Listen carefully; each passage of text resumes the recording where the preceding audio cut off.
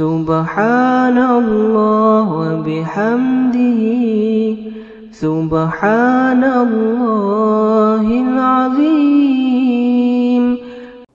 نحمدہ ونصلی علی رسولہ الکریم، اما بعد، اعوذ باللہ من الشیطان الرجیم۔ وقال ربكم ادعوني استجب لكم ان الذين يستكبرون عن عبادتي سيدخلون جہنم داخرین۔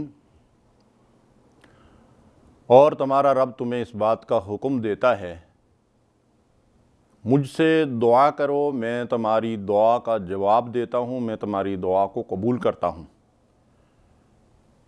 بے شک میرے جو بندے میری عبادت سے استکبار یعنی تکبر کرتے ہیں، وہ عنقریب ذلیل اور رسوا ہو کر جہنم واصل ہوں گے۔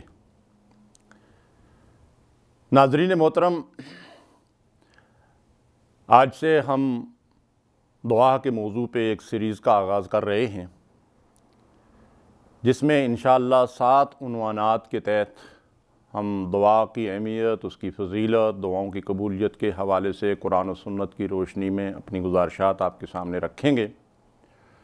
دعا ہے رب ذوالجلال ہمیں حق بیان کرنے، اس حق کو سمجھنے اور قبول کرنے اور اس پہ مطابق عمل کرنے کی توفیق دے، آمین یا رب العالمین۔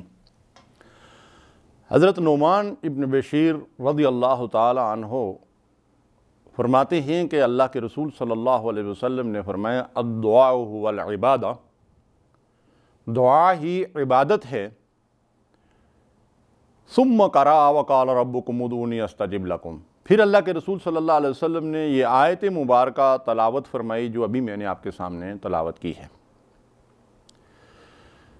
اس آیت مبارکہ میں اللہ تعالیٰ نے دعا کا حکم دیا ہے، اور اللہ کے رسول صلی اللہ علیہ وسلم نے فرمایا کہ الدعاء هو العبادہ، دعا ہی اصل عبادت ہے، اور دوسری روایت ہے الدعاء مخ العبادہ، دعا عبادت کا مغز ہے۔ امام احمد، امام ترمذی، امام نسائی، ابن ماجہ نے ان احادیث کو روایت کیا ہے، جن سے دین میں دعا کا جو مقام ہے وہ واضح ہوتا ہے، اور وہ یہ ہے کہ دعا دراصل انتہائی عظیم الشان عبادت ہے۔ اور جیسا کہ ہم جانتے ہیں کہ اللہ تعالیٰ نے ہمیں اپنی عبادت کے لیے پیدا کیا ہے، تو اس آیت مبارکہ میں اللہ تعالیٰ ارشاد فرماتے ہیں کہ میرے وہ بندے جو میری عبادت سے تکبر کرتے ہیں، گمانڈ کرتے ہیں، اور مجھ سے جو ہے میری عبادت نہیں کرتے، وہ ذلیل و خوار ہو کر جہنم میں داخل ہوں گے۔ تو یہاں سے یہ بات واضح ہوتی ہے کہ اللہ کی عبادت سے انحراف جہنم واصل ہونے کا ایک بہت بڑا سبب ہے۔ اور یہاں اللہ تعالیٰ ارشاد فرماتے ہیں کہ میرے وہ بندے جو میری عبادت سے گمانڈ کرتے ہیں یا تکبر کرتے ہیں، تو اللہ کے نبی صلی اللہ علیہ وسلم نے فرمایا کہ یہاں عبادت سے مراد دعا ہے۔ اس لیے تو اللہ کے رسول صلی اللہ علیہ وسلم نے یہ بات ارشاد فرمائی کہ الدعاء هو العبادہ، اور پھر اس آیت مبارکہ کی تلاوت فرمائی۔ تو جو بندے عبادت سے گمانڈ اور تکبر کرتے ہیں، اس کے 2 مطلب مفسرین نے بیان کیے ہیں۔ ایک یہ کہ وہ اللہ سے دعا کرتے ہی نہیں، ان کو اس کی توفیق ہی نہیں ملتی۔ ناظرین محترم غور کیجئے، جو بندہ 5 وقت نماز نہیں پڑھتا، قرآن کی تلاوت نہیں کرتا، وہ کب اللہ سے دعائیں کرے گا؟ کس قدر بدنصیب اور محروم ہے وہ شخص جس کو اللہ اپنے سامنے کھڑے ہونے کی اور اپنے سامنے جھکنے کی اور اپنے سامنے سر و سجود ہونے کی توفیق بھی نہیں دیتا۔ تو جب وہ نماز ہی نہیں پڑھتا، جب وہ قرآن کی تلاوت ہی نہیں کرتا، تو اللہ سے دعائیں کب کرے گا؟ اس لیے جو نماز اور دعا سے محروم ہے، فی الواقع اس کا ٹھکانہ جہنم ہے، جیسا کہ قرآن اور حدیث سے بالکل واضح ہدایات ملتی ہیں۔ تو ایک مطلب اس کا تو یہ ہے کہ جو بندے اللہ سے دعا ہی نہیں کرتے، وہ ذلیل و خوار ہو کر جہنم واصل ہوں گے۔ اور دوسرا وہ لوگ بھی ہیں بدنصیب کہ جو اللہ کے علاوہ دوسروں سے دعائیں کرتے ہیں، ان کا بھی ٹھکانہ جہنم ہے، اس لیے کہ دعا عبادت ہے، اور اللہ کے سوا کسی اور سے دعا کرنا شرک اکبر ہے، جس کی سزا دائمی جہنم ہے۔ اللہ کے رسول صلی اللہ علیہ وسلم نے ارشاد فرمایا الدعاء سلاح المؤمن، دعا مومن کا اصلاح ہے، اس کا ہتھیار ہے۔ مومن کا سب سے بڑا دشمن شیطان ہے، اس کا نفس امارہ ہے۔ ان دشمنوں پر قابو حاصل کرنے کے لیے، ان کو شکست دینے کے لیے دعا انتہائی مؤثر ہتھیار ہے، اور وہ آلہ ہے جس کے ذریعے سے ان دشمنوں سے مقابلہ کیا جا سکتا ہے۔ دعا کی اہمیت اور دین میں اس کے مقام کو سمجھنے کے لیے آپ صرف اس بات پہ غور کیجئے کہ قرآن مجید جیسی عظیم الشان کتاب کی ابتدا اللہ تبارک و تعالی نے ایک عظیم الشان دعا سے فرمائی۔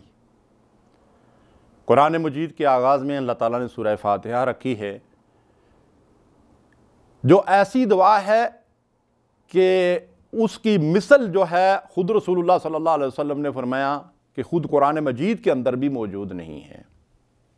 تو یہ عظیم الشان دعا اللہ نے اپنے بندوں کو تعلیم دی ہے کہ اس دعا کے بعد قرآن مجید کو پڑھنا اور اس کے اوپر غور و فکر کرنا شروع کریں۔ تو اس سے آپ اندازہ لگائیے کہ قرآن مجید کی ابتدا دعا سے ہوتی ہے۔ پھر آپ دیکھیے کہ فرائض میں جو سب سے اہم عبادت ہے وہ 5 وقت کی نماز ہے، اور اگر آپ 5 وقت کی نماز کے اوپر غور کریں تو اس کا نصف سے زیادہ حصہ دعاؤں پر مشتمل ہے۔ اللہ اکبر۔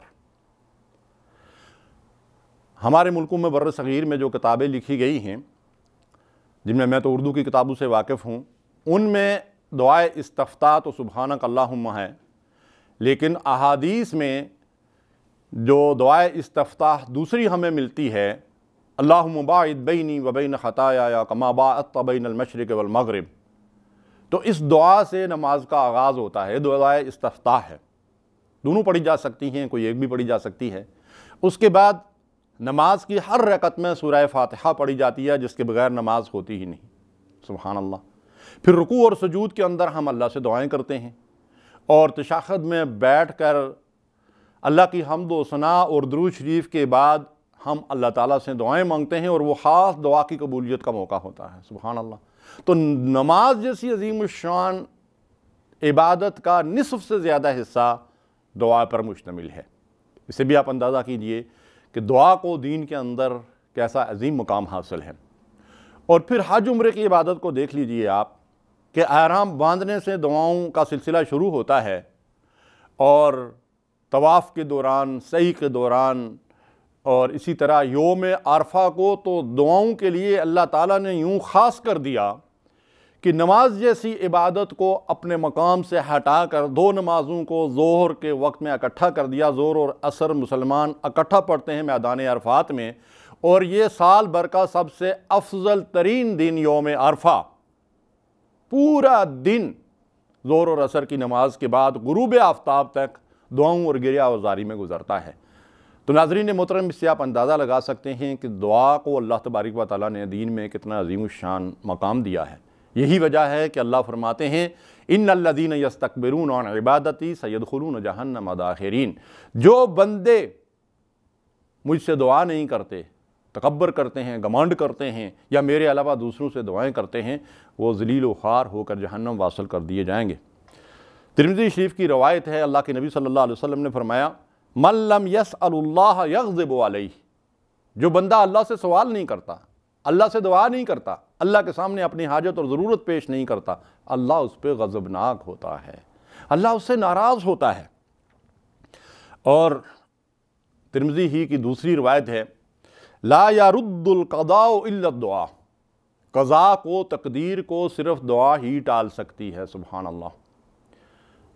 بعض لوگوں کو اس میں شبہ ہو سکتا ہے کہ قضاء تو وہ چیز ہے جس کو اللہ تعالیٰ نے لکھ دیا ہے، تقدیر تو وہ چیز ہے جس کو اللہ نے لکھ دیا ہے، لیکن جس رب نے اس تقدیر کو لکھا ہے وہ رب اس کا پورا اختیار رکھتا ہے کہ جب چاہے اس کو تبدیل کر دے۔ سبحان اللہ۔ تقدیر ایک ہوتی ہے جس کو تقدیر معلق کہتے ہیں، اللہ تعالیٰ نے کسی سبب سے اس تقدیر کو تبدیل کرنا ہوتا ہے، اور ان اسباب میں سے سب سے مؤثر ذریعہ دعا ہے، جیسا کہ نبی صلی اللہ علیہ وسلم نے فرمایا کہ تقدیر کو اگر کوئی چیز تبدیل کر سکتی ہے، بدل سکتی ہے، تو وہ بندے کی دعا ہے۔ سبحان اللہ۔ ارشاد فرمایا کہ اللہ کے نزدیک دعا سے بڑھ کر کوئی چیز وقت والی نہیں ہے۔ ترمذی اور ابن ماجہ نے اس حدیث کو روایت کیا ہے۔ اور مسند احمد اور امام ترمذی نے حدیث روایت کی ہے کہ دعا بہرحال نافع ہے ان بلاؤں کے معاملے میں بھی جو نازل ہو چکی ہیں، اور ان بلاؤں کے معاملے میں بھی، ان مصیبتوں کے معاملے میں بھی جو ابھی نازل نہیں ہوئیں اور نازل ہونے والی ہیں۔ پس اے بندگان خدا تم دعا ضرور کیا کرو۔ تو ناظرین محترم، دعا ایک انتہائی اہم عبادت ہے، اور ہمیں اس وقت جس قدر دعاؤں کی ضرورت ہے، یقیناً ہم اس بات کے بے حد محتاج ہیں کہ اپنے لیے بھی دعا کریں، اور بالخصوص اپنے اس وطن عزیز کے لیے دعائیں کریں۔ لیکن یہ بات بھی یاد رکھیے ساتھ ساتھ کہ دعاؤں کے لیے جن اسباب اور جن تدابیر کی ضرورت ہے ان کا ہونا بھی ضروری ہے۔ ہم بر صغیر کے مسلمان، ہم پاکستان کے مسلمان، ہم اس مملکت خدا داد کے مسلمان اللہ سے دعائیں تو بہت کرتے ہیں کہ یا اللہ ہمیں امن نصیب ہو، عدل و انصاف ملے، اچھے حکمران ملیں، لیکن اس کے لیے جن تدابیر اور جن اسباب کی ضرورت ہے ان کی طرف توجہ نہیں دیتے۔ ضرورت اس بات کی ہے کہ ہم منظم ہو کر جد و جہد کریں، قربانیاں دیں، مالی بھی، جانی بھی، وقت کی بھی، علم اور صلاحیتوں کی بھی، تاکہ فی الواقع ہمیں امن و سکون، اچھی قیادت اور عدل و انصاف جو ہے وہ حاصل ہو۔ اللہ رب العالمین ہمیں عمل کی توفیق دے۔ صلی اللہ علیہ نبینا محمد۔